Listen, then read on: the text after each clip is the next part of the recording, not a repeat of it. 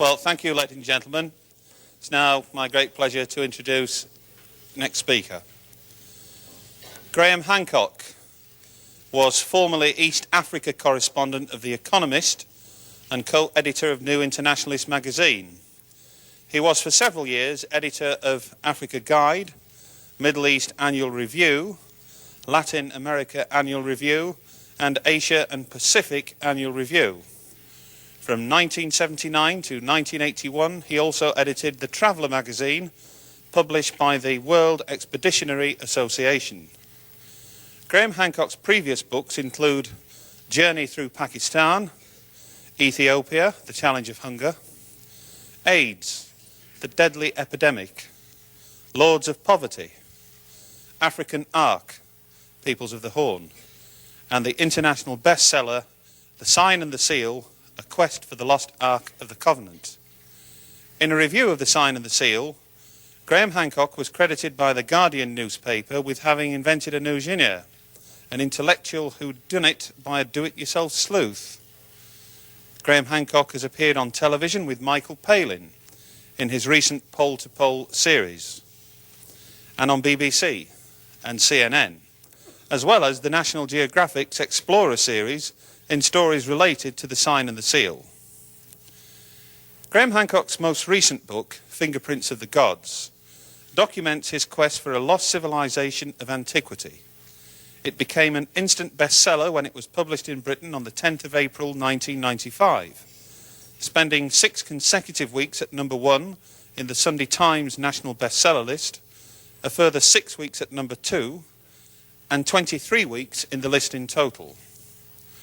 Published in paperback in February of this year, the book immediately jumped again to the top of the bestseller list.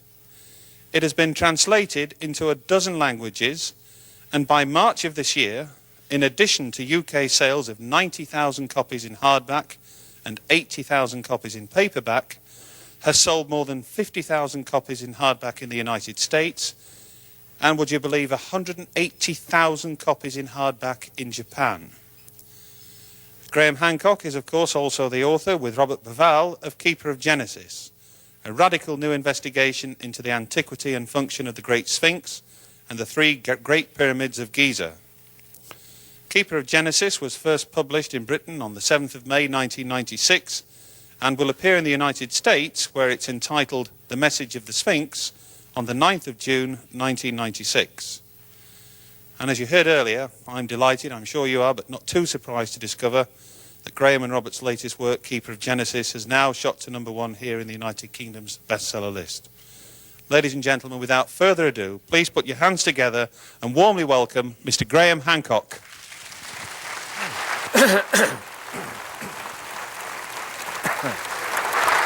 Thank you, Graham.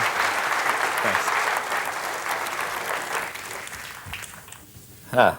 I've got volume here, have I? Yes. Thank you very much indeed for all being here today.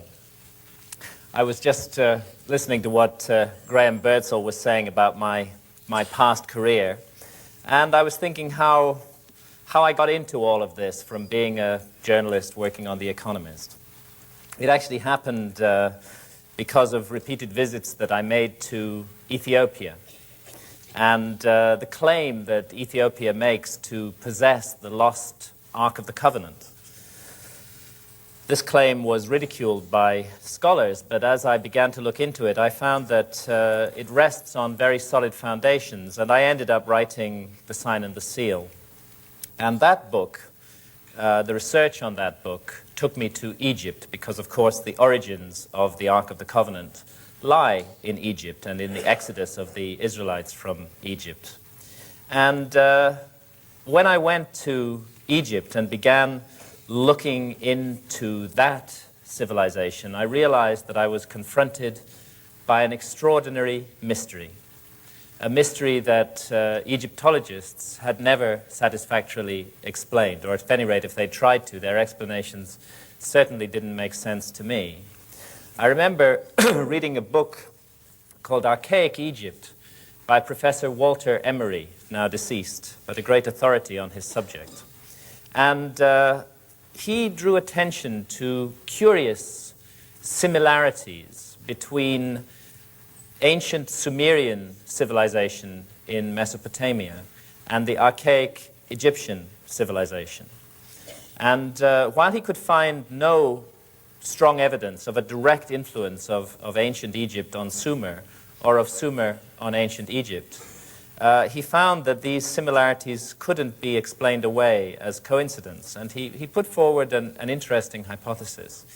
He asked, what if an earlier unidentified civilization, a remote third-party civilization, had influenced both Egypt and Sumer, passed down a legacy to both of them, and what if the similarities between these two cultures were explained by that remote common influence? And I thought this was a very interesting idea and one worth pursuing further. And in fact, more than anything else, it was that seed planted by Professor Walter Emery that led me to research and write Fingerprints of the Gods. I could not have written that book at all, or indeed developed in the direction that I have developed as a writer and researcher, if it hadn't been for my partner and wife, Santa Faya, whose photographs we're going to be looking at here. She's certainly been the most profound influence on my life. And I did some bad stuff back in the 1980s, which, when I look back on it, I regret it. But we have to live with our mistakes, and I'm very grateful to Santa for putting me right.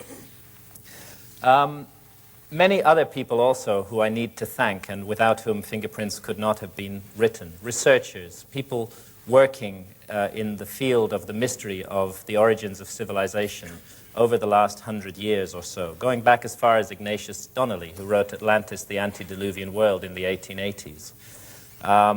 More recently, Professor Giorgio de Santillana of the Massachusetts Institute of Technology, he's now also deceased, did wonderful work on the astronomical content of ancient myths, the amazing discovery that in some of the oldest myths relating to global cataclysms that have come down to us from remote prehistory, that in those myths is found detailed astronomical information relating to the phenomenon that I'll be discussing a little bit during this talk, known as precession of the equinoxes. Professor Charles Hapgood, whose Earth crust displacement theory and whose work on ancient maps, again, provides a clue to this lost civilization that exists way back in our past, and I'm quite sure that it does exist. And more recently, Rand and Rose Flemath, who've refined Charles Hapgood's theories of Earth crust displacement. And John Anthony West, a great man who spent 20 years trying to draw the attention of Egyptologists to the erosional features of the Great Sphinx and the implications of that erosion. And of course, my friend and colleague, Robert Boval, with whom I have co-authored the new book, Keeper of Genesis.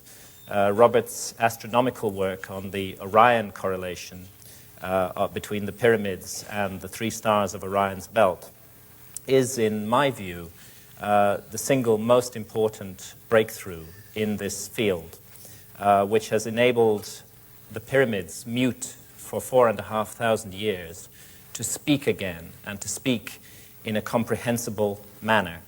I don't propose in this talk that I'm going to give on fingerprints today to go at all into the astronomical work that Robert and I present in Keeper of Genesis, because Robert will be doing that when he talks about Keeper of Genesis. But take it from me, the astronomy is really the key to this whole mystery. It's a way that some ancient people long ago, far more sophisticated and civilized than our historians would ever give credit for, found a way to communicate with the future, a way to wake up dormant memories in all of us, memories of that great golden age of mankind that is recorded in all our ancient myths.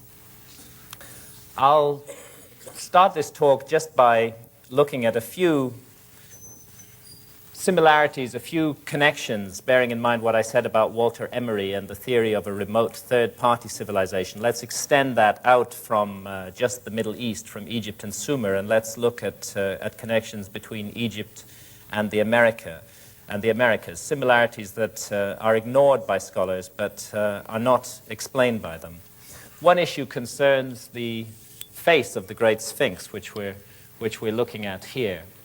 Robert and I are of the view, along with many of our colleagues, that the head of the Sphinx was recarved by the dynastic Egyptians, that the monument is many thousands of years older than the beginning of historic Egyptian civilization, and that it was probably originally lion-headed as well as lion-bodied, and that heavily eroded, millennially ancient leonine head was recarved into the face of a god by the early pharaohs of Egypt, perhaps at around 2500 BC, when Egyptologists think that the monument was actually created.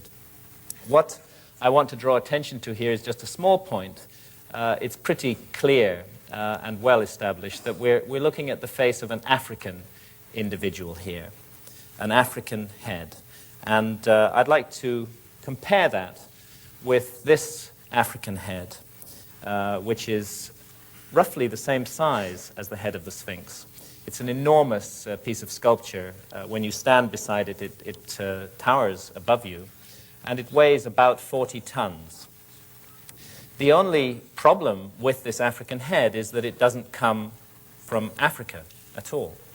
It comes from the Gulf of Mexico, and indeed was disinterred from the oldest archaeological strata in the Gulf of Mexico, in which it had been deliberately buried at around 13 or 1400 BC.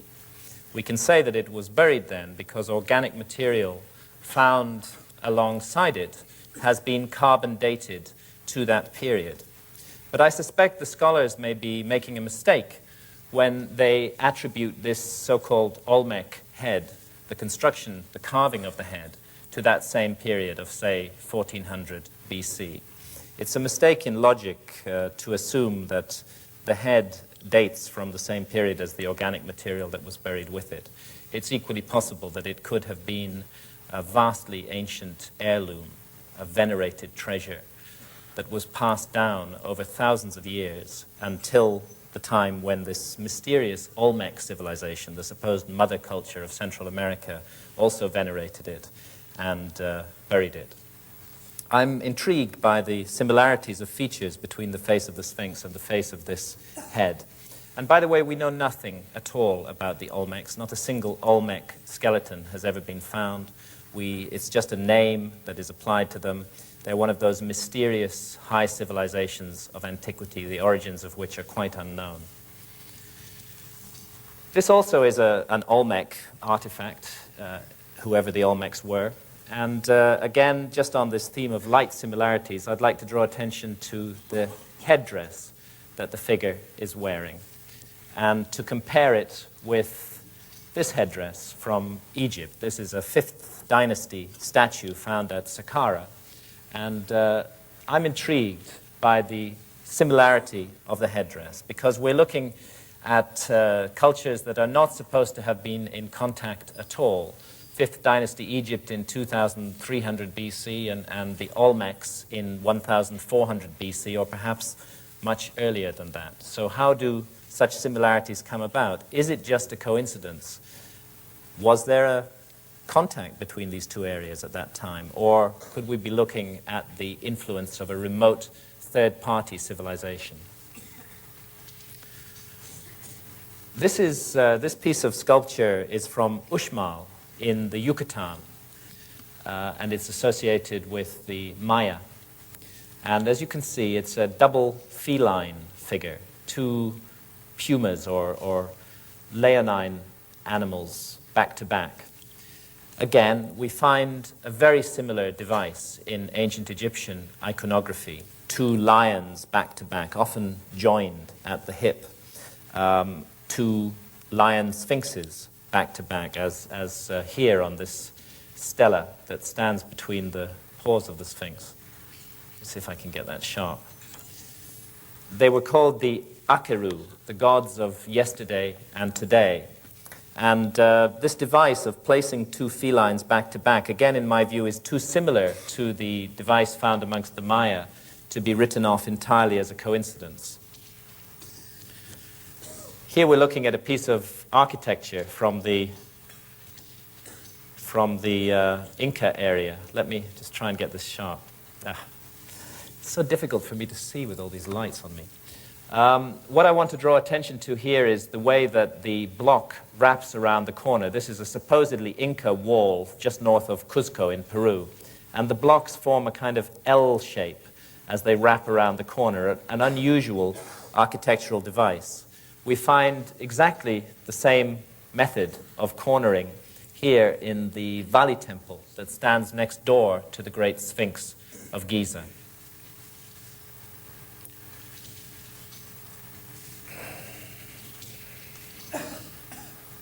Excuse me, I'll get the hang of this in a minute. A method of joining two blocks of stone together.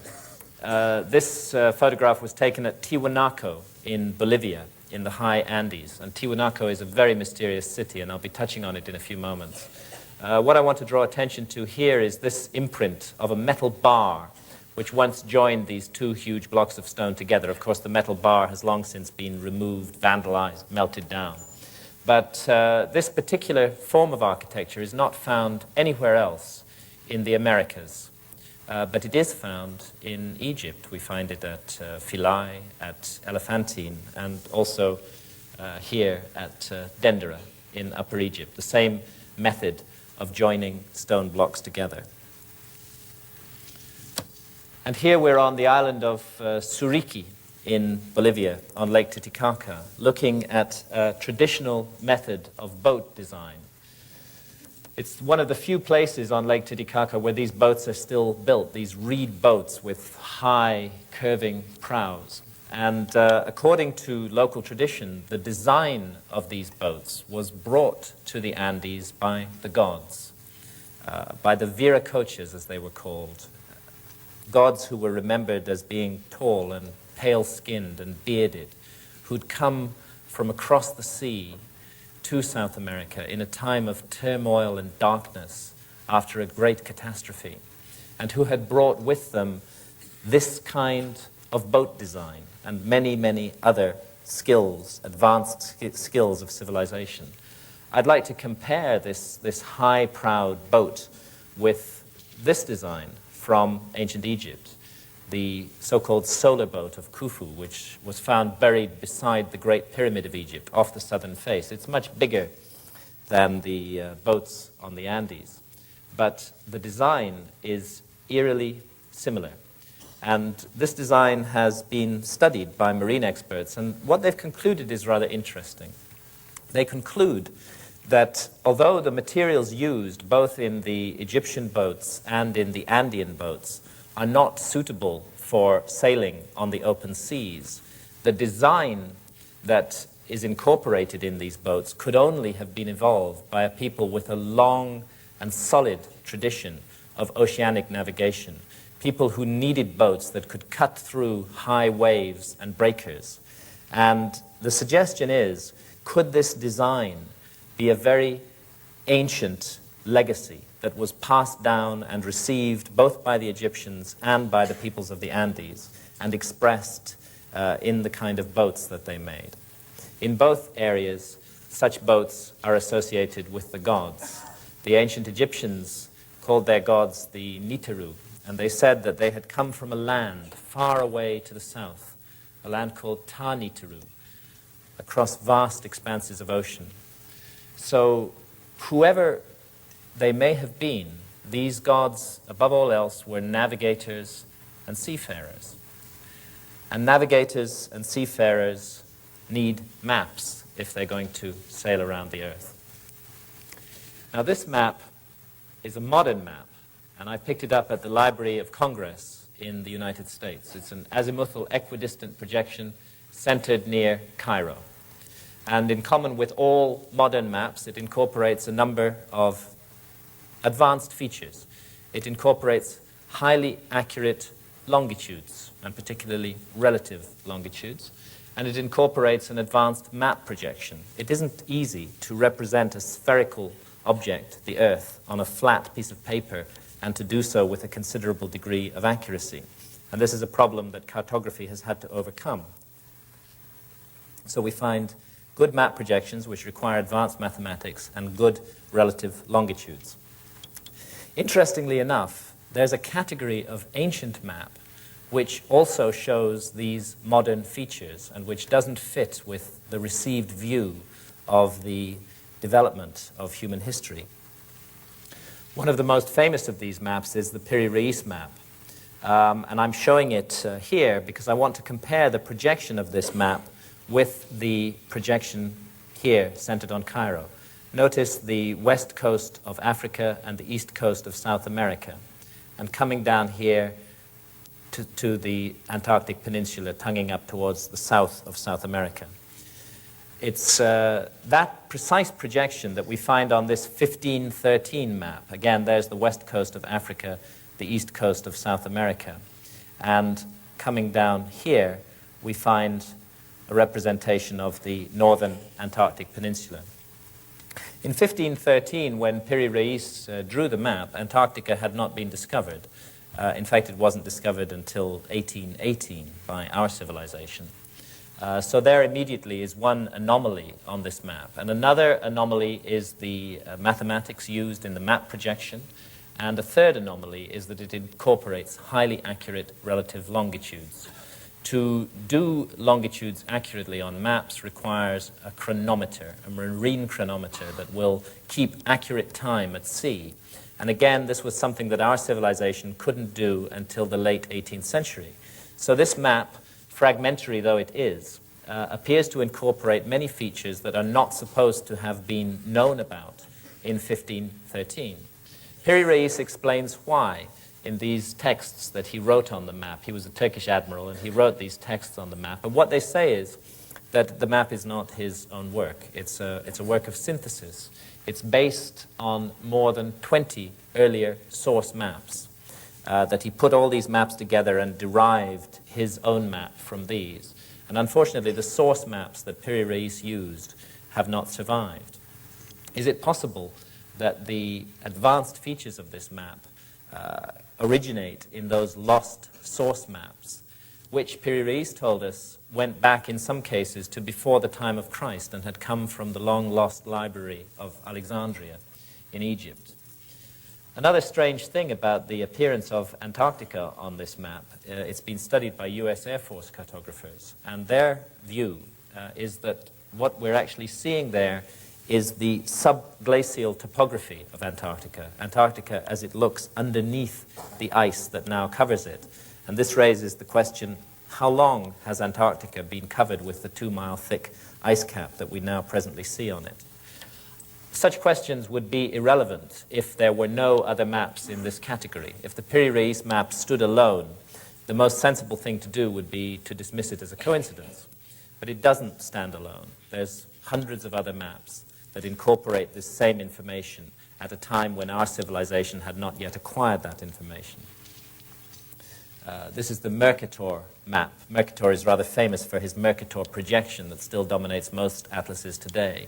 It's a 16th century map, and it shows Antarctica 300 years before Antarctica was discovered. And again, it's based on earlier source maps, and again, it incorporates accurate relative longitudes. So also the Orontius Phineus map that we're looking at here, another 16th century map. Mercator includes it in one of his atlases.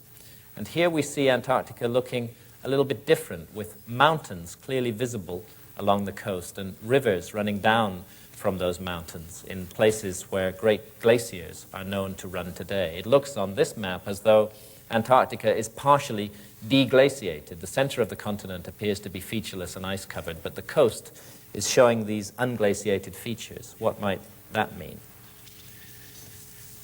This is a map by Philippe Bouache, an 18th century geographer, still a good 100 years before the discovery of Antarctica.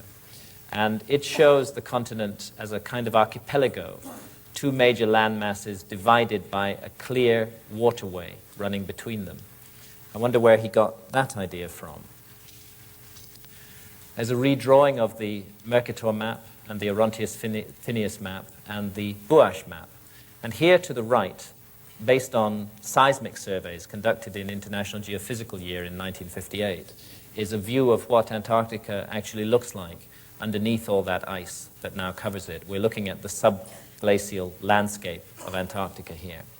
And while I wouldn't claim for a moment that the Buache map is a perfectly accurate representation of the subglacial topography of Antarctica, I think it's much too close to the reality to be dismissed entirely. I think that much more research needs to be done into these anomalous early maps and into the source maps that they rely upon for their information, because we just may be looking at the faint fingerprints of a lost civilization, of a navigating, seafaring civilization that explored and mapped the entire globe long before what we call history began. The issue of the glaciation of Antarctica is a controversial one, and most scholars would say that it has been covered with ice in the form that we see it today for several millions of years. But there is some contradictory evidence, deep sea cores which bring up soils from the ocean bed, which suggest that rivers carrying fine-grained sediments were indeed running down off the coastline of Antarctica until about 10,000 years ago. Maybe that's the period we should be looking at. Maybe something happened in the world around then that we don't fully understand.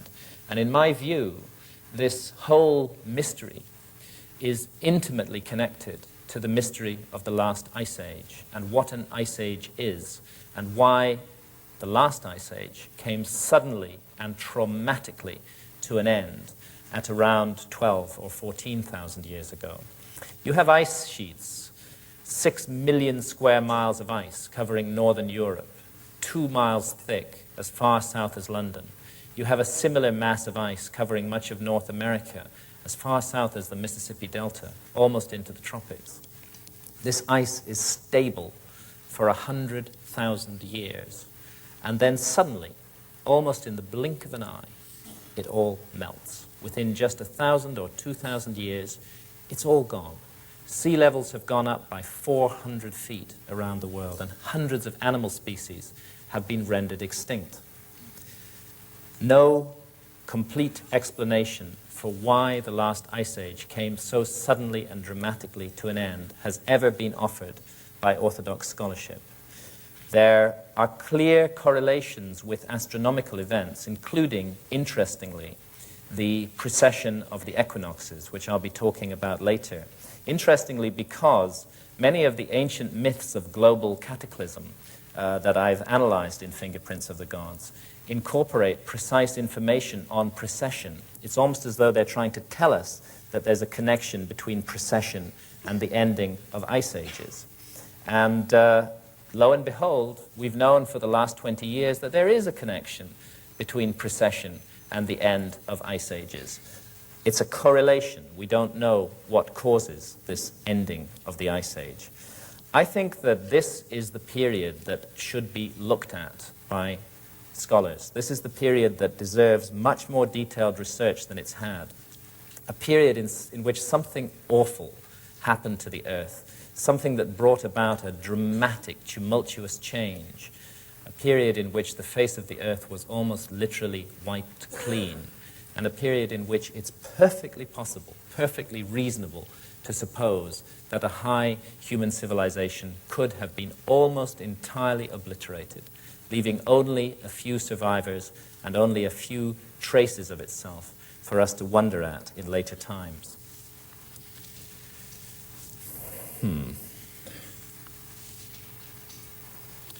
Well, there is the Earth, and that's the extended north pole of the Earth, pointing at the star Polaris in the constellation of Ursa Minori. Let me focus this a bit.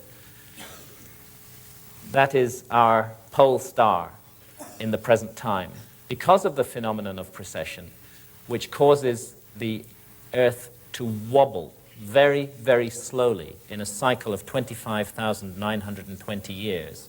The pole star gradually changes. It will not always be Polaris, and it has not always been Polaris.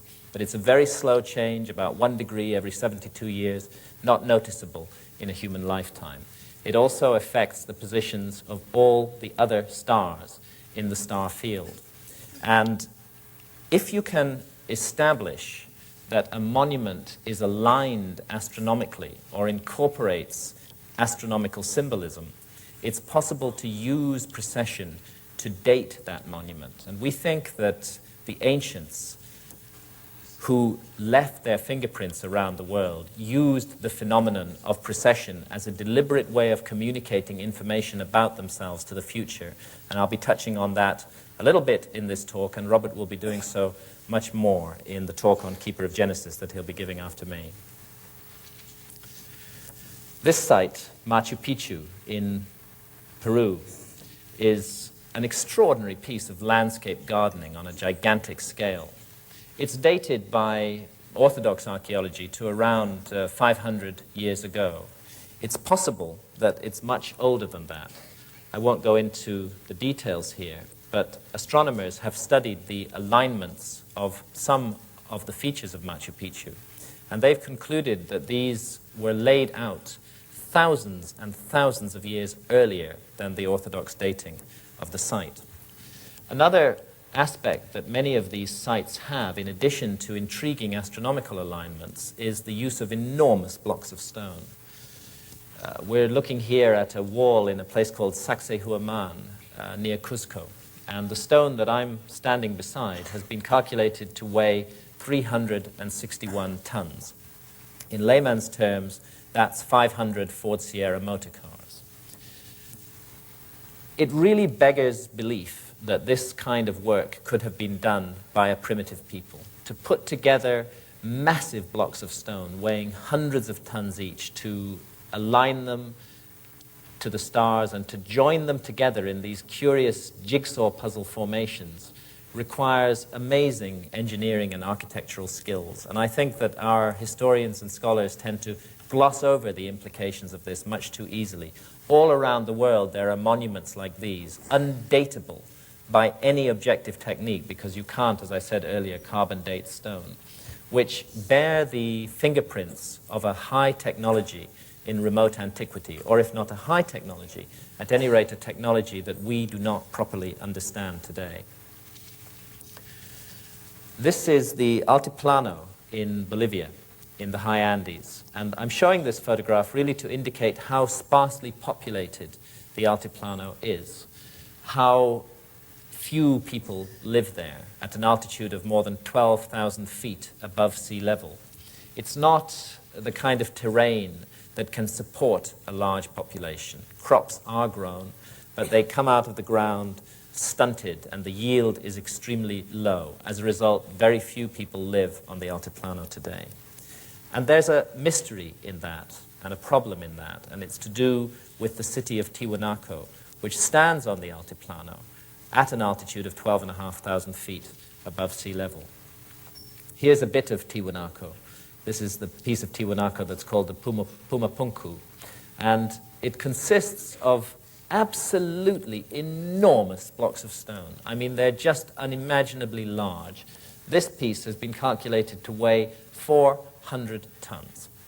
And I can't understand, I just don't see it within orthodox historical explanation, how at this altitude above sea level, 12,500 feet, where you cannot grow crops to support a large population who could haul those stones into place, and I don't know if 400-ton blocks could be hauled into place by anybody, how this could have been done at that altitude and in that location, and why it was done. I think that the city of Tiwanaku is one of the most mysterious sites in the world. In a way, it's the New World equivalent of Giza. It's a site about which there are far more questions than answers, and a site about which the dating needs to be seriously re-examined. The dating of Tiwanaku by Orthodox archaeologists has for a long time been set at around 500 AD, just about 1,500 years ago. Although more recently, there are some archaeologists working in the area who have daringly sought to push that date back, and there are a few who've stuck their neck out and said that Tiwanaku may go back as far as 2000 BC. The difference of opinion amongst the scholars in itself shows how little we know about this site. The conventional view that dates it to 500 AD is based on the classical study by Professor Max Ewell, who's always cited as the great authority on Tiwanaku. I was surprised to discover that his influential book on Tiwanaku had been written without him ever having found the need to actually visit the site himself. Another scholar also worked on the site, Professor Arthur Poznansky from La Paz University, and he not only visited Tiwanaku, he lived there. He lived there for the best part of 50 years, and he took very careful measurements of every aspect of the site. And he studied in particular the astronomical alignments of the site. We're looking at one of the Tiwanaku structures, the Kalasasia here, photographed in the afternoon with the sun setting towards the west. There's another astronomical phenomenon that can be used for dating monuments, and it's called the obliquity of the ecliptic. The Earth has a tilt. The axis of the Earth is tilted, and this tilt, although not many of us know it, changes very slowly like that. It nods in space in a slow cycle of about 41,000 years. And the effect of the changing obliquity is to cause the sunrise, the position of sunrise at either of the solstices, the longest and shortest days of the year, to change very slowly along the horizon. And if you can establish that certain structures were aligned to a solstitial rising of the sun by a people who normally were extremely accurate in what they did, and if that alignment is out, it's suggestive of an older date for the site. Poznansky, to howls of derision from his fellow scholars, pointed out that the solstitial alignments of certain monuments in Tiwanaku were out. And when he calculated the time when those alignments would have been perfectly exact, he came to around 12,000 years ago. And he suggested daringly that Tiwanaku might be the oldest city in the world, that it might originally have been laid out and aligned to the solstitial risings of the sun 12,000 or more years ago. Of course, his view is not accepted. It's universally ridiculed by our scholars. And yet there are aspects of the Tiwanaku site which strongly support the notion that it's extremely ancient. One of them is this monument, known as the Gateway of the Sun. All these names that are given to structures at Tiwanaku are entirely arbitrary because we know nothing about the people who built Tiwanaku. When the Spanish first arrived in the Andes, they asked the Incas, "Did you build these monuments?" And the Incas laughed. They said, "No way, we didn't build these monuments. These monuments were built thousands of years ago by the gods." Well, such ideas are considered to be whimsy by our scholars, and yet they may not be whimsy. Let's have a look on the reverse of the Gateway of the Sun. And what I want to draw attention to here is this feature, this frieze that is carved on the reverse of the Gateway of the Sun, and this particular aspect of it here. I don't think I'm hallucinating. I think that I'm looking at two large ears, two eyes, a trunk, and two tusks. In other words, I think that I'm looking at the face of some sort of elephant. If I am looking at the face of some sort of elephant, then there's a real problem with the dating of this site, because there have not been any elephant-like creatures in the New World for a very long time. In fact, you have to go back to around 10,000 BC, around 12,000 years ago, to find a creature that fits that bill. And that creature, here's a biological reconstruction drawing of it, was called Cuvier. It was one of those great Ice Age mammals that became extinct suddenly and dramatically at the end of the last Ice Age. Could we be looking at a drawing, a carving of Cuvier done from life long before history began? And here, another ancient piece of stone from Tiwanaku. Very faded, very worn down. But let's trace out this figure that appears on it. There's the two hind legs, the two front legs, the open mouth, the uplifted snout, the ears, the curved back, and the tail of an apparently unidentifiable species of mammal. It doesn't look anything like any animal that runs around in the Andes today. But it does look very like an extinct mammal, and that mammal was called Toxodon. There's a biological reconstruction drawing of Toxodon. And Toxodon, like Cuvier, became extinct at around 12,000 years ago, and prior to that had been found plentifully in the area of Tiwanaku. With these kind of carvings and the astronomical dating done by Poznański, I think there's a prima facie case for a complete re-examination of what Tiwanaku might really be and how old it might be and what it might mean. And there is other evidence that points in that direction as well. We're looking at Lake Titicaca here and at one of those reed boats. And Lake Titicaca today is 12 miles away and 100 feet lower than Tiwanaku.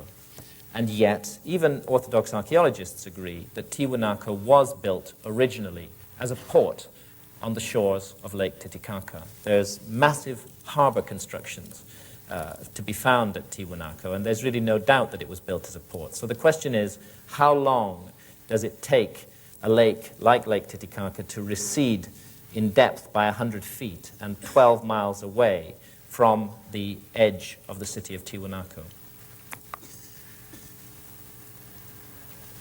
I discussed this problem with geologists from the British Geological Survey working in that area. Oddly enough, they didn't know about Tiwanaku, but they did know about Lake Titicaca. And they told me that that amount of recession of that particular lake would have taken at least 10,000 years. So another science, geology, is pointing to a far greater antiquity for the city of Tiwanaku than is accepted by our scholars today. Finally, from Tiwanaku, I want to draw attention to this figure. It's assumed to be, and it probably is, an image of that legendary god, Viracocha, who came with his demigods, the Viracochas, to South America long, long ago, who's remembered in all those myths. Again, it's a very worn piece of stone, but the goatee beard of this figure, this rather extravagant goatee beard, is quite easy to make out. That's how Viracocha is described in all the legends, a tall, pale-skinned, bearded figure. And his description does not fit in any way the description of the indigenous inhabitants of that region. Indeed, the description of these Viracochas and the memory of them was so strongly held in South America that when the Spanish under Pizarro arrived to loot and rape and destroy the culture of South America, to wipe clean the memory banks of mankind in South America, to our loss, I may add, they were not initially opposed. It was assumed that they were the Viracochas returning, and because the Viracochas had been remembered as good people, bringers of civilization, it was mistakenly assumed that these European pirates were also good people. Well, we know now that they were not, and that they've cost us dear in what they did in South America, leaving us only fragmentary evidence to go by. Precisely the same problem occurred in Central America, in Mexico. There was also a memory of a tall, pale-skinned, bearded god.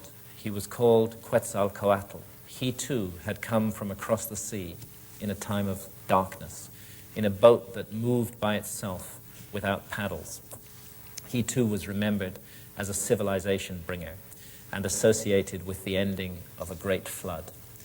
And in South America, in Central America, as in South America, the Spanish, in that case under Cortés, were again initially welcomed because they were assumed to be Quetzalcoatl and his demigods returning.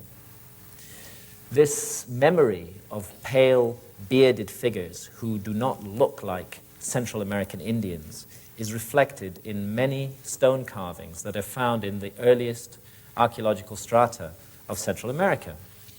I'll just show you a few of those bearded faces here from Monte Alban, and here a bearded figure with obviously not Central American Indian features from the Olmec area along the Gulf of Mexico. This figure would be dated at least to 1300 BC and may, on the same reasoning as those Olmec heads, be much older than that. The slide has not dropped there, but never mind. There's another bearded figure, again from Monte Alban. And it's in precisely these same ancient archaeological strata that we find these African heads. the presence of African individuals in the oldest strata in Central America and of bearded Caucasian-looking figures in the oldest strata of Central America, and the fact that they're together in the same strata cannot be explained by the orthodox theory of history, which has Europeans and Africans arriving in Central America at the time of Columbus and not before. This figure is from Chichen Itza in the Yucatan. It's a god called Shakmul, and it's associated with the grisly rites of sacrifice that were practiced throughout much of Central America. The plate that Shakmul is holding across his belly was for the reception of freshly butchered human hearts, and the sacrificial victim would have approached this gruesome figure up a set of stairs here, would have been marched around behind him, placed on an altar in back there, and ritually murdered. I could never come to terms with this memory of human sacrifice in Central America. It seemed so out of accord with the many beautiful and serene aspects of Central American culture. I tried to look into it and to find out why it was that people like the Aztecs were so savage in the sacrifices they conducted. And the Aztecs would routinely sacrifice up to 80,000 people every year. They believed that they were a chosen tribe, that they had a divine mission, and that that mission was to prevent the end of the world. They believed that there had been 4 previous epochs of the earth that they called the 4 previous suns, and that the last one, 4 Atl, had been brought to an end by a tremendous earth-destroying deluge. And they believed that we live in the 5th sun, or 5th epoch of the earth, and that somehow through a strange, distorted reasoning, they felt that by offering up human blood and hearts to the sun, they might prevent, or at any rate postpone, this prophesied ending of the world in which we live. The practice of human sacrifice in Central America was known as pachi, and pachi means to open the mouth. A high priest and 4 assistants participated in the ritual. A hard physical blow, of course, was struck to the body of the sacrificial victim, and it was believed that at the moment of death, his soul would rise directly to the heavens and become a star in the sky. Oddly enough, in ancient Egypt, Egypt of the pharaohs, there was also a ceremony called the opening of the mouth. It was part of the funerary rituals of the pharaoh, and it was conducted after his death, after his body had been mummified. A high priest and 4 assistants participated. A hard physical blow was struck to the mummified body of the pharaoh. And after the completion of the opening of the mouth ceremony, it was believed that the soul of the pharaoh would rise directly to the heavens and become a star in the sky. Are we looking at just another amazing coincidence here? Or is it possible that an explanation for these eerie similarities can be found in the notion of a remote, third-party, ancestral civilization which influenced both Egypt and its ideas and Central America and its ideas, which passed down a common legacy to both places, a legacy that was perhaps used very differently in both of those places, but which still retained down through thousands of years certain common features, particularly this notion of the opening of the mouth and the stellar destiny of the soul. The Maya who built this monument, this is the pyramid of Quetzalcoatl, or Kukulkan, as he was known in the Yucatan at Chichen Itza, were an astonishing civilization, and perhaps their greatest achievement, or it's thought until recently to have been their achievement, was their calendar system, the Mayan calendar. But we know now that the Olmecs, those mysterious predecessors of the Maya, used precisely the same calendar. So it's clear that the Maya inherited it from the Olmecs. And is it possible that the Olmecs inherited it from an even earlier and higher civilization, long lost to history? This is a calendar that incorporates a more accurate length of the solar year that we use in our Gregorian calendar today. It's based on precise and extremely careful, long-term astronomical observations of the heavens, observations that focused, amongst other things, on the synodic return of the planet Venus and measured that extremely precisely. It's the work of master astronomers. It's this calendar, the Olmec or Mayan calendar, which most thoroughly enshrines the notion of recurrent destructions of the earth, that we live in great cycles, and that each cycle will sooner or later come to an end and end the world in which we live. And like the Aztecs, the Maya believed that there had been 4 previous epochs of the earth, and that we still live in the 5th epoch, the 5th sun. But unlike the Aztecs, the Maya, through their calendar, were able to calculate exactly when the 5th epoch of the earth would come to an end. When we translate their calendar into our calendar, we find that they're telling us that all civilization will be ended by a great movement of the earth on the 23rd of December, 2012 AD.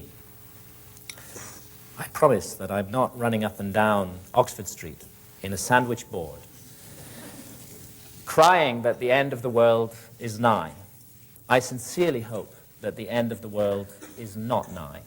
I would like my children and all our children to have a bright and happy future in this garden of experience that we call the earth, and the opportunity to learn and to grow and to face challenges just as we have all done.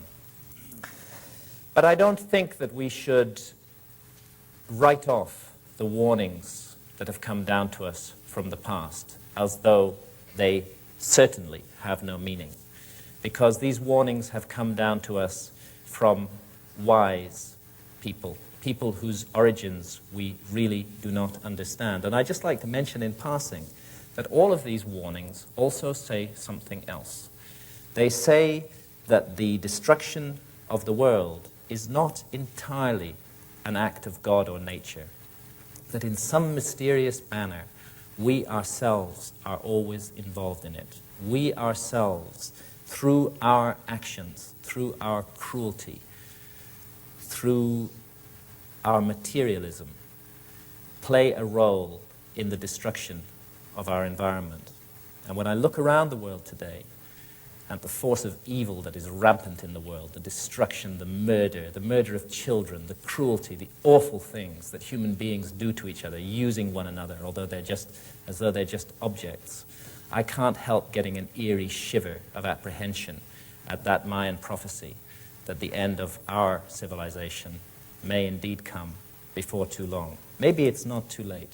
Maybe we can do something about it. Maybe we can wake up to the spiritual desert that we've created on this planet and look to who and what we really are. And if we're going to do that, I'm convinced we have to go back to the ancient wisdom and listen to the voices of the past and listen to that accumulated experience and knowledge of mankind that we so blithely write off just because we imagine that we're the apex and pinnacle of creation. If civilizations rise and fall, if mankind has climbed more than once to the pinnacle that we've reached today, then all of this is entirely possible. The people who made this monument had an amazing knowledge of astronomy, because this monument is what's called an equinoctial marker. Every year on the spring equinox, the figure of a gigantic feathered serpent is seen to undulate up and down this stairway for a little bit over 3 hours. It's an illusion of light and shadow, a trick. But it's a trick that is achieved by the precise geodetic positioning of this monument. These were a people who had observed the heavens very, very closely and who had a science of positioning monuments on the ground so that they would signal particular moments of the year. No mean feat, and not something that we should regard as the work of primitives. We're looking at the great city of Teotihuacan in Mexico, just 35 miles from Mexico City Airport. Richard Hoagland, in his talk earlier on, referred repeatedly to the importance of latitude 19.5 degrees north. Perhaps it should come as no surprise that Teotihuacan stands on latitude 19.5 degrees north. It's an extraordinary and mysterious place. Very little is known about it. It's thought to be about 2,000 years old. It was already vastly ancient when the Aztecs came across it, overgrown and in ruins, and they, attaching to a thread of ancient tradition, gave it the name Teotihuacan. And Teotihuacan means the place where men became gods. Somehow there's a suggestion that these pyramids, the Pyramid of the Sun here and the Pyramid of the Moon, as they're arbitrarily called, were connected or involved in a process that led to the spiritualization of human beings. And hold that thought, because precisely the same idea is connected to the pyramids of Egypt, of far-off Egypt. Mexican tourists looking down the so-called Way of the Dead from the Pyramid of the Moon at the Pyramid of the Sun in Teotihuacan. The Way of the Dead has recently been researched by archaeoastronomers, and they've concluded that it's a terrestrial diagram of the Milky Way, that it represents the Milky Way on the ground. Also interesting because in the ancient Egyptian system of ideas, as Robert will be explaining in much more detail later, the River Nile was seen as the terrestrial counterpart of the Milky Way, the winding waterway in the sky. And a closer look at the Pyramid of the Sun. Its base is almost identical in length to the base of the Great Pyramid of Egypt, but its height is a little bit shorter. But both monuments have a number of things in common in addition to their pyramidal shape. And what they have most in common is the mathematical value pi. Pi is a little bit over 3.14. And it's the formula that we need to use in order to calculate the circumference of any circle or sphere from its radius. If we know the radius of a circle, all we have to do is multiply it by 2 pi, and we'll get a precise printout of the circumference of that circle. In this case, if you take the height of the Pyramid of the Sun and multiply it by 4 pi, you get an exact printout of the perimeter of the base, which is odd because the Central American peoples are not supposed to have had any knowledge of such abstruse mathematical ideas as pi. Pi is attributed by our scholars to the Greeks. The discovery of pi is attributed to the Greeks, and the Central Americans and the Egyptians are not supposed to have had any knowledge of this kind of mathematics. Yet we find pi incorporated with great precision into the dimensions of the Great Pyramid of Egypt, the last surviving wonder of the ancient world, which is at least 4,500 years old, perhaps older, and which long predates any Greek civilization. Egyptologists don't dispute that pi is found in this monument, and it's found in precisely the ratio that we need to calculate the circumference of a sphere from its radius. If you take the height of the Great Pyramid and multiply it by 2 pi, you get an exact printout of the perimeter of the base. The Egyptological theory on this is that it happened by accident, that the Egyptians or whoever built the pyramid incorporated pi in it by accident. It was just one of those things. And in Egyptological theory, it has to be an accident because they cannot accept that the pyramid builders had knowledge of advanced mathematics. I do not think it's an accident, and nor do any of my colleagues working in this field. And one of the reasons that we don't think it's an accident is to do with this phenomenon of precession, the wobble on the axis of the Earth that I've mentioned to you already, which takes place at a very precise rate. I'm going to need to explain this in a little bit of detail. It involves some numbers. When you take the height of the Great Pyramid and multiply it by a particular value, by 43,200, you get an exact printout of the polar radius of the Earth. And when you take the base perimeter of the Great Pyramid and multiply it by that same value, 43,200, you get a printout of the equatorial circumference of the Earth. We think that one of the many functions of this monument was to serve as a mathematical scale model of the northern hemisphere of the Earth. And the reason that we think that is the scale used. This monument, to use one of Richard Hoagland's phrases, knows where it is on the planet. It knows what it is. I'll try and explain why. There are 4 key moments, astronomically speaking, in the year. The winter solstice, when the north pole of the Earth points most directly away from the sun. The summer solstice, the longest day, when the north pole points most directly towards the sun. And the 2 equinoxes, spring and autumn, when the Earth in its orbit lies broadside on to the sun.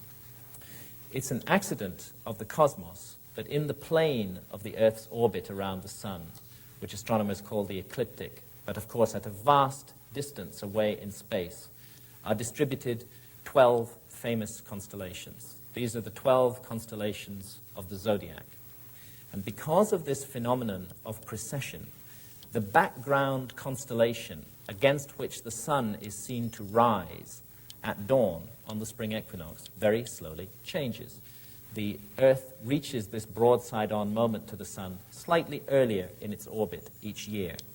It's a difference of 1 degree every 72 years. The effect of this is that the ruling astronomical sign, the ruling constellation of the zodiac, which houses the sun on the spring equinox, very slowly changes. And it takes 2,160 years exactly for the sun to pass entirely through one sign of the zodiac. That's what the old song about living in the dawning of the age of Aquarius is to do with. Aquarius will soon be housing the sun on the spring equinox as a result of the phenomenon of precession. Now, if you take 2,160 and multiply it by 20, you get 43,200, which is the scale used in the pyramid-Earth ratio. And we think that it was very deliberately used to signal what this monument is, one of its functions. They wanted to build a monument that was very massive and that no reversion to barbarism could destroy, and which was a mathematical scale model of the northern hemisphere of the Earth. They needed a scale on these criteria somewhere between 1 to 40,000 and 1 to 50,000. And they chose 1 to 43,200 because it's a significant scale, because their mathematical model of the Earth was keyed in to the Earth itself by the scale used, keyed in to the characteristic signature of the Earth, the rate of precession of its axis, 43,200 being connected mathematically to the rate of precession. The intention was that in a future time, an astronomically literate civilization would be able to work out the cleverness that went into the design of this monument. What those ancient pyramid builders did not reckon with was that the site would be monopolized for 150 years by a group of intellectual barbarians called Egyptologists, who cannot accept under any circumstances that any intelligent behavior of this sort could have been connected to the last surviving wonder of the ancient world. I'm standing on top of the Great Pyramid here, and that means I'm standing on latitude 30. The Great Pyramid stands precisely 1/3 of the way between the equator and the North Pole. Egyptologists know this, but again, they regard it as an accident. So many accidents are called for by their theory of history that I think it's time we seriously questioned that theory and stopped blindly accepting it. This monument weighs 6 million tons. 6 million tons. And its sides are perfectly oriented to the cardinal directions. The north face of the Great Pyramid faces directly towards the North Pole of the Earth. The deviation is just 3/60ths of a single degree. By the way, the deviation of the meridian building of the Greenwich Observatory in London is 9/60ths of a degree. This monument is more precisely aligned to true north than the Greenwich Observatory in London. This monument is the work of master astronomers and master engineers, master surveyors, a work of brilliance and genius, a work that we should all stand before in awe, not with any certainties, but with open minds and open hearts. Above all else, Giza is a sacred place. It's a place of mystery and magic, a place that works on the imagination, a place that generates questions to those who do approach it with humility and with an open mind. We're looking at a cross-section of the Great Pyramid here along its meridian axis, north to south. And as you can see, it's plentifully equipped with shafts and chambers and galleries and narrow corridors. All of these features are engineering marvels. To create this kind of internal structure in a monument on that scale is an unbelievably difficult task. Let's take a quick tour around the Great Pyramid. We'll start by going down the descending corridor, and then I'll take you to the Queen's Chamber and the Grand Gallery, and finally the King's Chamber. But before I do so, I just want to mention a little bit about these four shafts here. The southern shaft of the so-called Queen's Chamber was found in 1993 to have a little door at the end of it. The shaft is 8 inches wide and 8 inches high, and it was explored with a high-tech robot camera in 1993. And as soon as that door was discovered, the research into the shaft was stopped in a most sinister and extraordinary manner. And at the end of our presentations, Robert and I will be presenting to you the latest information for what is happening concerning that door, and also concerning a chamber beneath the Great Sphinx of Egypt. And very disturbing things indeed are happening at Giza today, and we want to tell you about this, but we'll come to that later. Let's take a quick run around the Great Pyramid now. We'll start by going down the descending corridor. The descending corridor is perfectly straight. In fact, it doesn't vary by more than 1/4 of an inch from perfectly straight along its entire 350-foot length. It's 3 feet 5 inches high and 3 feet 5 inches wide. And at the bottom of it, we find the subterranean chamber, so-called. Now, Egyptologists have a theory about this chamber, and everything is theory where the Great Pyramid is concerned, because the monument is uninscribed. There's nothing really in it which tells us what the chambers are for. It's all theory. The Egyptological theory about this subterranean chamber is based on its unfinished appearance, these fins of rock that we find at the western end, and the generally rough look of it. What they want us to believe is that after quarrying out more than 2,000 tons of rock from that perfectly straight descending corridor and painstakingly removing them from the bedrock under the Great Pyramid, and having finally got down here more than 100 feet below the base of the Great Pyramid, and having started to carve out this chamber from the bedrock, those whimsical ancient Egyptians at the last minute just changed their minds and decided to go no further, because the Egyptological theory is that this was originally intended to be the burial chamber of Khufu, the pharaoh who they think the pyramid was built for. So those ancient Egyptian builders, after doing all that incredibly precise work, well, they just changed their minds and they decided to stick the body of the pharaoh somewhere else in the Great Pyramid. Actually, the body of the pharaoh has never been found in the Great Pyramid. The Great Pyramid was found to be completely empty when it was first opened by the Arabs in the 9th century. And we think that this unfinished burial chamber routine is a load of bollocks. I mean, it's just absolute nonsense. These people knew exactly what they were doing. Everything they did had a purpose. You stand down in the subterranean chamber, you can hear somebody sing in the King's Chamber, 250 feet above you, through all that mass of solid rock. The acoustic effects of this monument are extraordinary.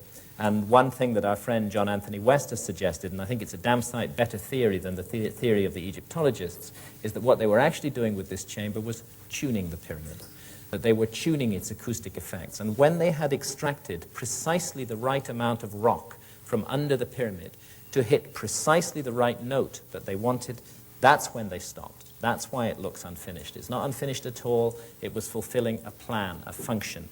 And everything about this site is planned, as Robert will be explaining in more detail when he comes to discuss our book, Keeper of Genesis. This is the so-called Queen's Chamber. We have to use these phrases, so-called, because all these attributions are arbitrary in this anonymous monument. And there, in the southern wall of the Queen's Chamber, that dark patch is the opening to the southern shaft. And it was into that dark place that that little robot camera was inserted in 1993, and after a journey of 200 feet, reached that mysterious door that we'll be talking about later. From the Queen's Chamber, we find ourselves in the Grand Gallery. It's 153 feet long and 28 feet high. It's a corbel vault. Each layer of stone is laid a little bit closer to the center line than the layer underneath it. And it bears around it millions of tons of pyramid. Remember, this is a monument that's at least 4,500 years old. I'm sure quite a few people in this room have been inside it and have walked up that grand gallery. It can be a little claustrophobic, but one thing you're sure of, when you're in there, you're safe. It's not like modern jerry building, where buildings fall down after 30 years. This is a work of architectural grandeur on an amazing scale, of architectural brilliance. To create a monument on this size and scale with a wonderful gallery in the heart of it like this, in the middle of an earthquake zone. There was a very bad earthquake there in 1992. It didn't touch the Great Pyramid at all. It caused massive disasters in Cairo, but the pyramids were unhurt by it. So again, we're looking at the work of geniuses when we look at architecture like this. Come to the top of the Grand Gallery, and you find yourself in the so-called King's Chamber, where Egyptologists assume, on no evidence, that the body of Khufu, that 4th dynasty pharaoh, was buried. We have to allow this chamber to speak for itself, and the way that it speaks is through the language of mathematics. It's a perfect 2x1 rectangle, for example. It's 34 feet 4 inches in length and 17 feet 2 inches in width. The half diagonal of the floor is equivalent exactly to the height of the chamber. So it's a sort of mathematical symphony in solid stone. And the stone used, by the way, is granite, which is interesting because there is no granite in the area of the Giza pyramids. The pyramid, main body of the pyramid, is made of local limestone. But the granite came from far away. The nearest granite is 500 miles to the south, and this pink granite came from Aswan in Upper Egypt. There are precisely 100 blocks making up the wall of the king's chamber, and some of those blocks weigh as much as 70 tons each, brought 500 miles from the south and then raised to 150 feet above the ground, supposedly by technological primitives. Does it make sense? I don't think it makes sense. Again, we're looking at a work of genius here. Now then, there I am in the supposed sarcophagus of Khufu. I mean no irreverence to Khufu, but I don't think he was ever buried in this supposed sarcophagus. I don't think it's a sarcophagus at all. Robert and I have studied the meaning and the purpose of the pyramids in great depth in our new book, Keeper of Genesis. And we think, and there's a great deal of evidence for it, that whatever else they were, these monuments were used by many pharaohs in an amazing initiation ceremony that cultivated the power of knowledge in their minds and the spiritual dimension of their lives. And everything suggests that this plain granite box at the western end of that anonymous chamber high up in the body of the Great Pyramid was the culminating point of this initiation ceremony, when the pharaoh sought in his mind to go beyond death, to reach out for the life of millions of years that is spoken of in the ancient Egyptian texts. What I actually want to draw attention to here is the way that this box was made. Granite is a very hard stone, as many of us are aware. And anybody who's ever worked stone will know that you cannot cut granite with copper tools. And the ancient Egyptians of the Pyramid Age are supposed to have just become familiar with copper. More interestingly than that, it's become clear that this box and many other granite artifacts like it were not made by using abrasive drills, by using abrasion, sand, to gradually wear away the granite. They were made with tubular drills, a drill in the form of a tube which cut down into the granite, and then the drill core was knocked out with a hammer, and then another tubular drill was brought down beside it, another drill core was created, that was knocked out, and so on and so forth. The first real study of this was done by a great Egyptologist, Flinders Petrie, at the turn of the century, and he found many granite drill cores lying around Giza and at other sites in Egypt, and he did a close examination of these drill cores. You can learn a lot from a drill core because the tooth marks of the drill are still embedded in it. And what he learnt really disturbed him, because this was a man with a very orthodox conclusion about the origins and nature of Egyptian civilization. And yet he couldn't explain this. When he analyzed the cut marks in those drill cores, he found that these tubular drills had been descending into the granite with a pressure of more than 2 tons being applied to them from above. Now, how do you do that with copper into granite? How do you apply a 2-ton pressure without the whole mechanism buckling and failing to do the job? It just can't be explained in the orthodox view of history. A colleague of ours, Chris Dunn, who's a machine tool maker from Danville Metal Stamp in the United States, has been re-examining these drill cores quite recently. And he's come to an astounding conclusion, which I'll simply report to you without going further than that. His analysis of the cut marks suggests that whatever drills these people were using were cutting into the granite 500 times faster than modern power drills. I prefer the opinion of a machine toolmaker to the opinion of an Egyptologist when it comes to drilling matters, and I think Chris Dunn's views on this deserve further consideration. This is the so-called burial chamber of Menkaura, the third of the supposed 3 pharaohs who built the 3 Great Pyramids at Giza. The Pyramid of Menkaura is the smallest of the 3 Great Pyramids, although it's still well over 200 feet tall. If we are to follow Egyptological logic, then we must conclude that this chamber was built by a certain B. Wilson.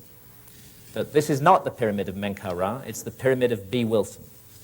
And the reason that we have to conclude that is because they apply that logic to the single piece of writing that was found inside the Great Pyramid of Egypt.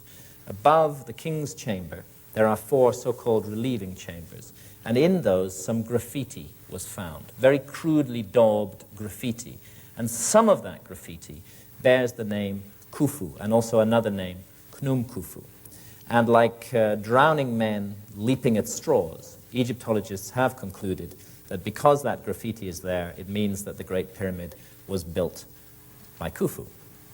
I don't think that a little piece of graffiti in a chamber hidden away inside the Great Pyramid is a very solid piece of evidence to attribute such an important monument to a particular pharaoh. As a matter of fact, those graffiti may well have been a forgery. But even if they, by the original discoverer, Howard Vyse, but even if they aren't forgeries, it's just not enough for us to attribute the monument to Khufu on the basis of such slim evidence. Where B. Wilson wrote his name, we see a curved roof. It's a sort of barrel vault, and these are granite blocks that form the ceiling, and they were hollowed out from underneath. It doesn't look very prepossessing, but when you get above it, you begin to realize the construction problems that were involved in making this roof. There I am on the top end of those ceiling beams. This is how they look above. And I want to make clear there's no way that these blocks were lowered down from above, because this is an entirely subterranean chamber. And the only way it can be reached is through a long corridor system that finally culminates in the chamber. So all of these blocks were brought in through that long corridor system. They weigh 20 tons each. And as you can see, there's hardly room for me to crouch in the area where they've been placed. There just isn't enough room to position blocks of that size and weight in the way that we see them there. So again, like it or not, we're looking at the evidence of a building technology that we don't understand. And quite often, when we go to Giza, we pass by things like this without realizing what they really mean. If I can get it into focus, we're looking down on the Great Sphinx of Egypt from the side of the Great Pyramid. The Great Sphinx, as Robert will explain, faces perfectly due east. It's oriented precisely to due east. And it was made by cutting it out of solid bedrock. It's 240 feet long and 70 feet high, and it was carved out of solid bedrock.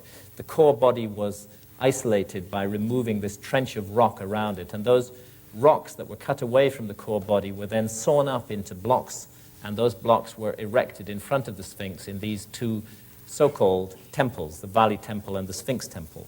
They're also entirely anonymous monuments, like the Sphinx, and actually, to be honest, we don't really know what their function is. But the interesting thing is the size of the blocks used in making those structures.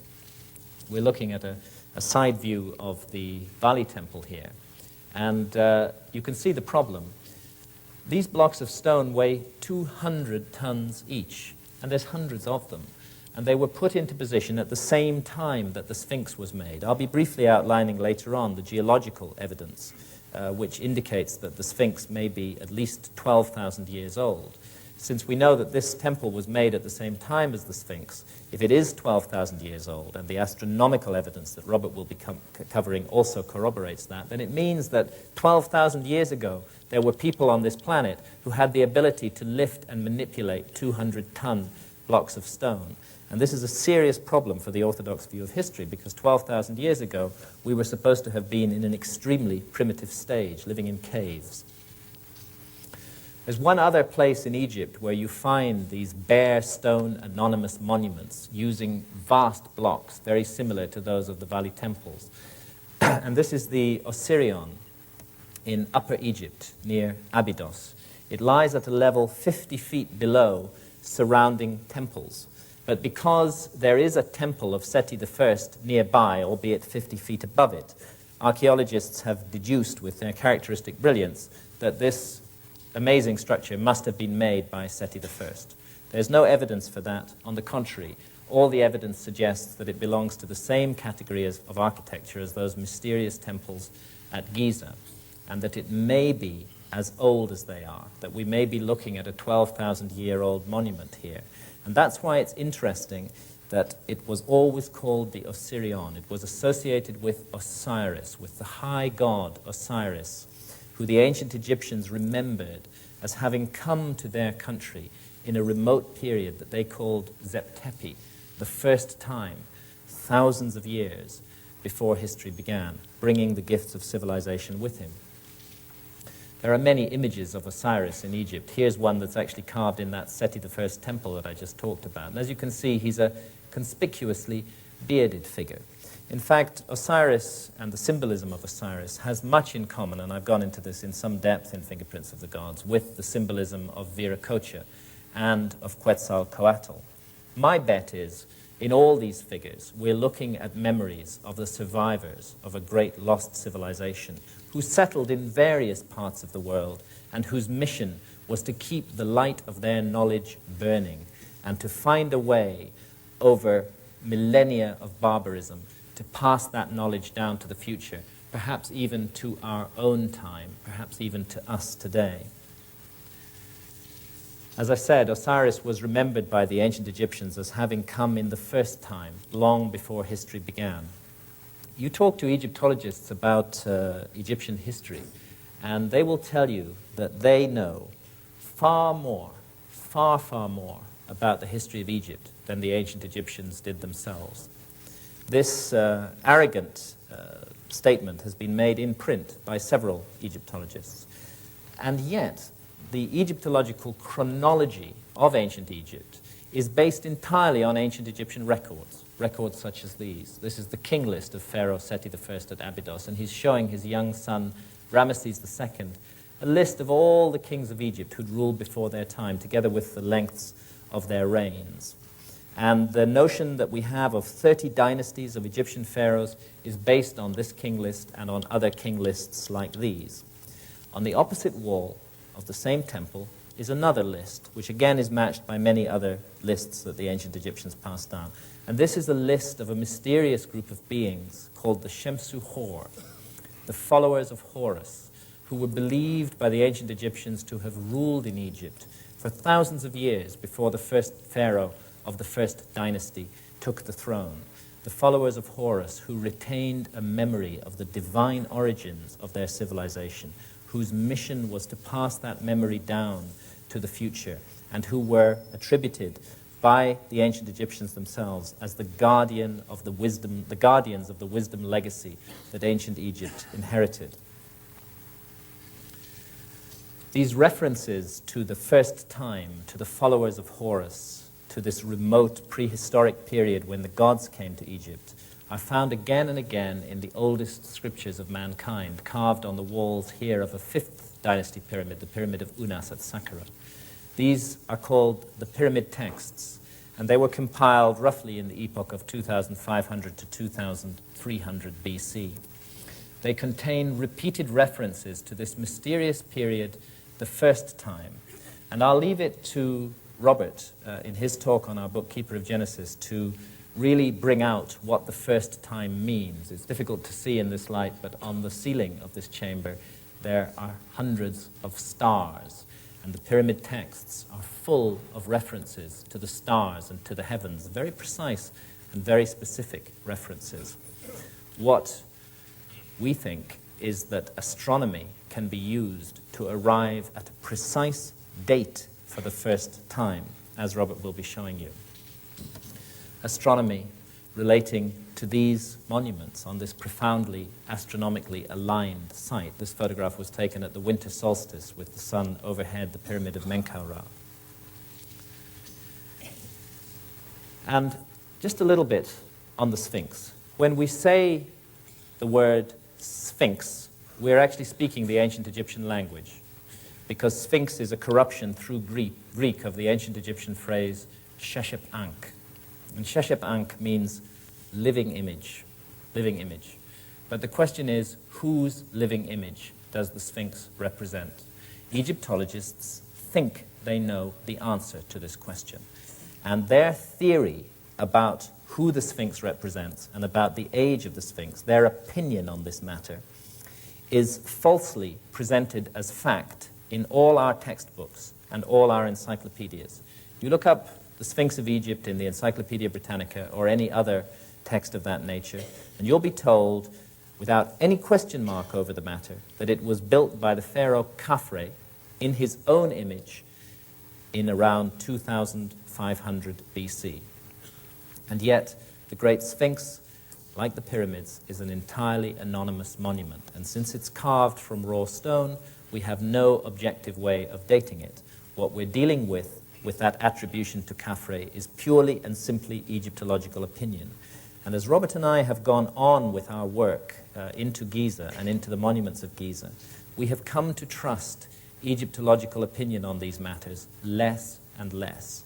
In fact, we don't think that the Egyptological opinion on these matters is right at all. We think the Egyptologists have got it totally and utterly wrong. Perhaps you agree with us, perhaps you don't. But one thing is for sure. It's very bad scholarship that the opinion of scholars should be presented as fact when it isn't fact.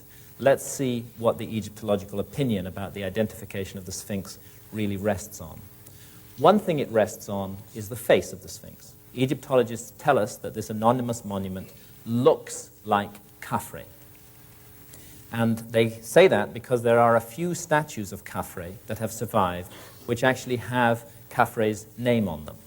And so they compare the face of the Sphinx with the face of a known statue of Khafre, like this one, which is in the Cairo Museum.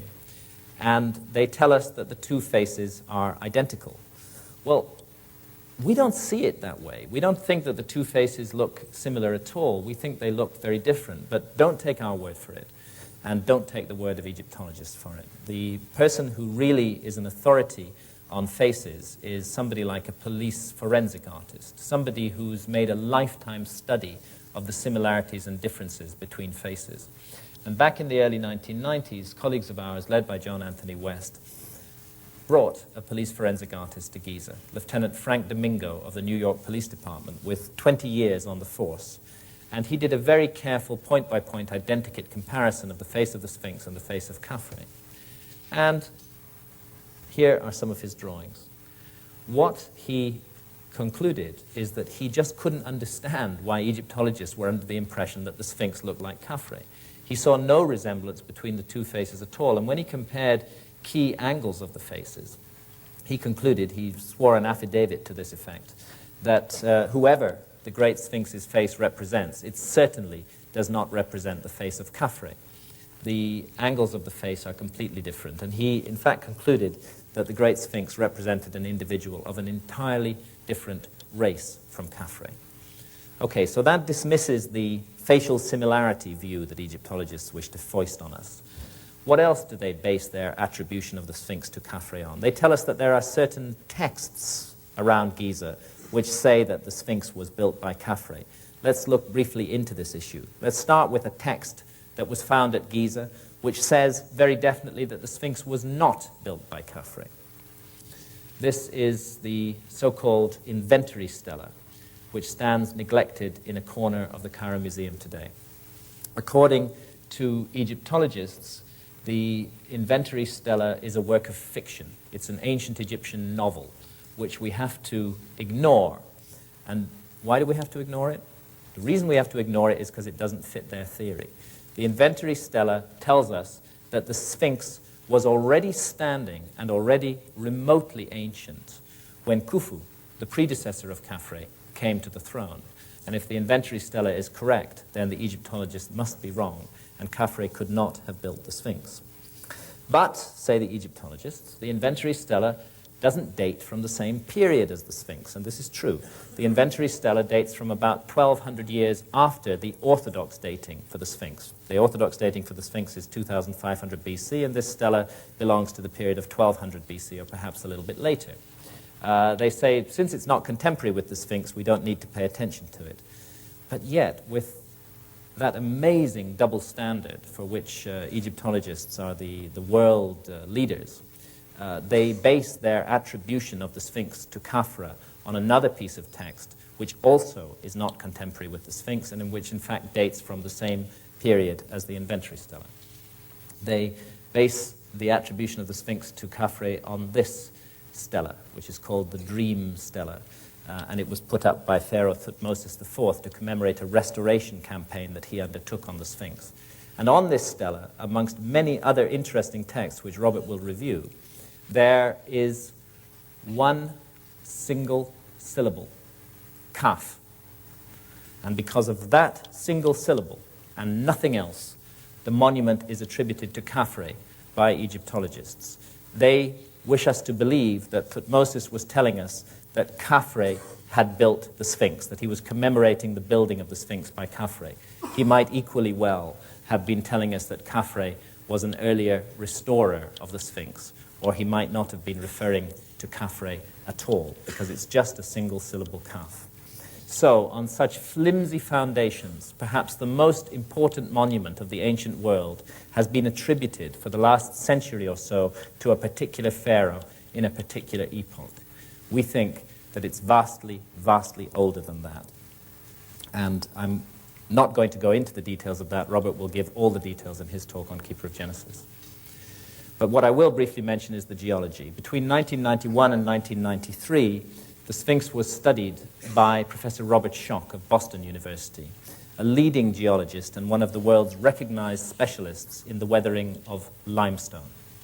And he was brought to the site by our colleague John Anthony West, who had noticed these curious erosional features on the side of the Sphinx, and particularly prominently on the trench of bedrock out of which the Sphinx is cut, which obviously was made at the same time as the Sphinx. This undulating profile, this scalloped undulating profile, and these vertical fissures that run down through the rock could not have been caused by sand erosion, and they could not have been caused by wind erosion. They could only have been caused by one thing, and that is exposure to a very, very, very long period of heavy rainfall. And Professor Robert Schoch has put his reputation on the line, and he's subsequently been endorsed in this matter by hundreds of fellow geologists and opposed by very few, when he says that what we're looking at on the Sphinx, these, by the way, are later restoration blocks, what we're looking at on the Sphinx and on the surrounding trench is classic precipitation-induced weathering.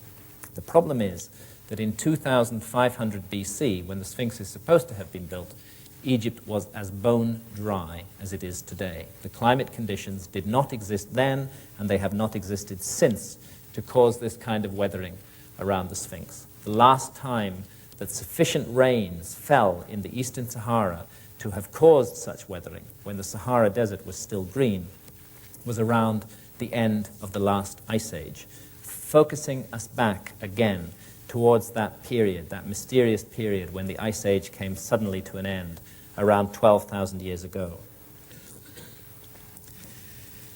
Sooner or later, as you go around the world, as I did, looking at these sites, at the myths, at the monuments, at the memories that have been passed down, at the fingerprints of what becomes more and more real as a great lost civilization, you have to begin to ask yourself, if I'm finding the fingerprints, where is the body?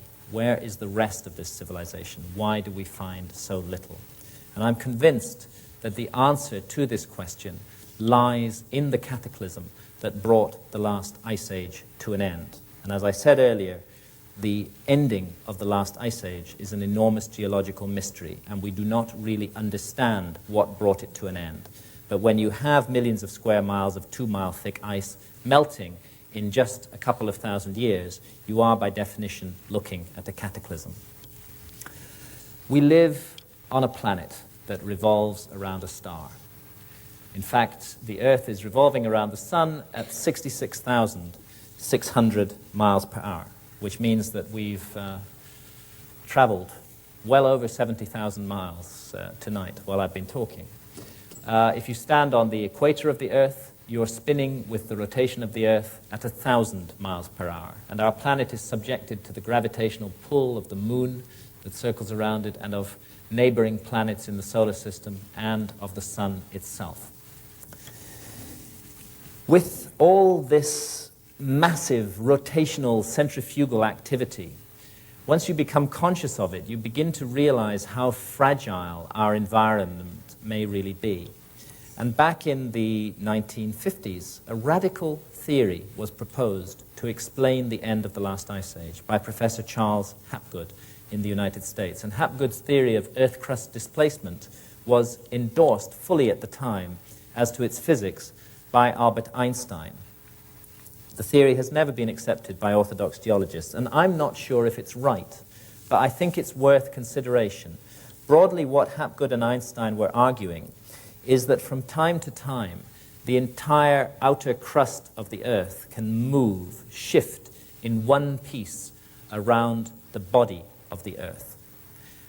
And when this happens, land that is in cold parts of the planet, close to one or other of the poles, and thus naturally covered by ice, is moved cataclysmically into warmer parts of the planet, and thus naturally melts very, very rapidly. And at the same time, land that's in warm parts of the planet is shifted into colder parts of the planet. And as I said earlier on, the work on Earth crust displacement that Hapgood and Einstein did has subsequently been refined in a very interesting manner by Rand and Rose Flemath in Canada, whose book, When the Sky Fell, I would urge everybody to read, because it's the most detailed analysis of the Earth crust displacement theory. What this theory offers is an explanation for the sudden ending of the Ice Age. Broadly speaking, it happened, Einstein said, because of the asymmetrical distribution of ice around the poles, the massive buildup of ice at the poles, and all these spinning rotational forces. Sooner or later, a trigger moment is reached, and the precessional wobble of the Earth comes into it, which causes all that asymmetrically deposited ice, that massive weight of ice, to exert sufficient thrust on the crust of the Earth to set the whole crust in motion. And such an idea does explain how we lose a whole civilization, indeed how we lose a whole continent on which such a civilization might have grown up. Because according to the Earth crust displacement theory, the continent of Antarctica, which features in all those ancient maps, was not 17,000 years ago where it is today. Prior to the displacement of the crust, it was much further north, and the Antarctic Peninsula would have been entirely deglaciated and would have offered a comfortable environment for a high civilization to grow up. Then this shifting of the crust, which brings the so-called Ice Age to an end, moves Antarctica dead center onto the Antarctic Circle, and gradually the ice begins to build up over that continent, burying the remains, the body of that great lost civilization. As I say, I don't know if the Earth crust displacement theory is correct. All I do know is that something awful happened to the Earth at the end of the last Ice Age. Maybe it isn't Earth crust displacement. Maybe it's some kind of more radical pole flip which involves the whole Earth moving in space. Maybe it's something to do with our cosmic environment. Recent evidence has come out of a giant comet striking the Earth at around that period, at around the 10th millennium BC. And such a comet, scientists are now seriously arguing, may have been at the root of the worldwide traditions of deluge and disaster that I review in Fingerprints of the Gods. And Well, if we're not all busy exploring Australia from 599 pounds, many of us might have been aware that an enormous meteor recently whizzed by the Earth at a very close range. Such a meteor, were it to strike our planet, would have the capacity to set in motion a nuclear winter, to end civilization as we know it, to force us all to begin again, those of us who survived. The earliest surviving mention of the lost continent of Atlantis was passed down to us by the Greek philosopher Plato. And Plato got his information, he said in the Timaeus, from Solon, an earlier Greek philosopher. And Solon, in turn, and lawmaker, got his information from an Egyptian priest, a priest of Sais in the Delta. And what that priest said, referring to records going back more than 9,000 years before his time, was this. He said that our Earth is periodically visited by a gigantic cataclysm, and that every time this happens, mankind is forced to begin again like children, with no memory of what went before. And I suspect, I really do, that that's what we are. We're a species with amnesia. We're children who've forgotten our own parents. But those parents who were destroyed in that great cataclysm at the end of the last ice age, I'm now certain that some of them did survive, and that they settled in places like the high Andes, and most prominently of all in Giza, where the three great pyramids and the great Sphinx stand. And they, Robert and I are now convinced, found a way to pass down the memory of who they were and of the special, wondrous knowledge that they had to the future.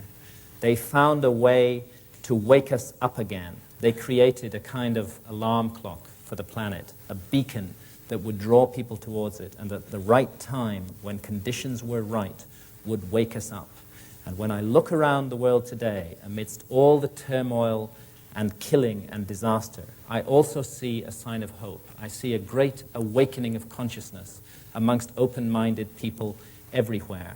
I think that ancient beacon is working. I think the message that it has sent down the ages is beginning to come through loud and clear.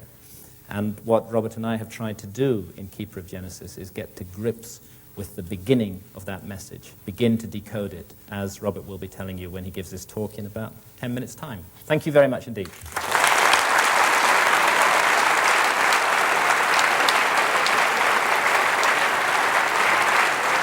Mr. Graham Hancock, ladies and gentlemen.